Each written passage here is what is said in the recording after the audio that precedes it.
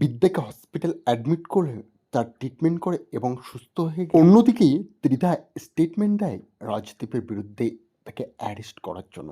বন্ধুরা, প্রফেসর বিদ্যার চলন্ত পর্বে আমরা দেখতে পাবো যখন ওটি রুমে বিদ্যার অপারেশন চলতে থাকে, বাইরে ত্রিধা ও তার ছেলে কান্নাকাটি করতে থাকে এবং সেইখানে ইনভেস্টিগেশন করার জন্য পুলিশ অফিসার আসলে ত্রিধা বলে, আপনি এই পঙ্কজ খাসনবিসকে জিজ্ঞাসা করুন, ইনিও জানে কতটা ডেঞ্জারাস আমার হাজব্যান্ড, সে এই সব কিছু করেছে। রাজদীপ চ্যাটার্জিকে অ্যারেস্ট করুন, নাহলে আমি মিডিয়াতে ছড়িয়ে দেবো আপনার সাথে রাজদীপ চ্যাটার্জির সম্পর্ক আছে, আপনি ঘুষ খেয়ে তাকে অ্যারেস্ট করছে না।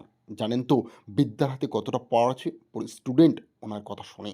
ওটা থেকেই আমাদের বেবিকে দেখানো হয়, সে বেবি হসপিটালের সমস্ত জায়গায় তাকে চেক আপ করতে থাকে ডাক্তারবাবু, এবং ধীরে ধীরে অপারেশন সাকসেসফুল হলে বেবির জ্ঞান ফিরতে শুরু করে। ডক্টর বাইরে এসে বলে, আপনারা যান, দেখা করতে পারেন, এখন অনেকটাই বেটার হয়ে গেছে ওনার অবস্থা, আপনাদের পেশেন্ট এখন আউট অফ রিস্ক। সো যান, আপনারা গিয়ে দেখা করে আসুন। রিত চলে যায় সবার প্রথম গিয়ে দেখা করে তার স্ত্রীর সাথে এবং বলে, বিদ্যা তুমি ঠিক আছো তো বিদ্যা, তোমার কোনো কিছু হতে পারে না, তোমার কিছু হলে আমি কি করে বাঁচবো, আমি কি করে চলবো।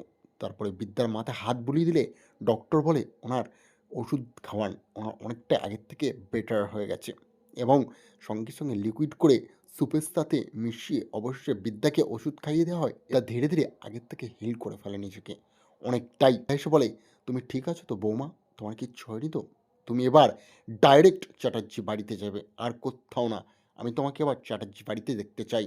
ওটা থেকেই পুলিশ অফিসার সঙ্গে সঙ্গে কল করে বলে, বস প্রবলেম হয়ে গেছে, আপনাকে অ্যারেস্ট করার জন্য আপনারই ওয়াইফ স্টেটমেন্ট দিচ্ছে, আপনাদের পারিবারিক মাসলা মিটিয়ে নিন, কিন্তু নাহলে আমি বাধ্য আপনাকে অ্যারেস্ট করতে।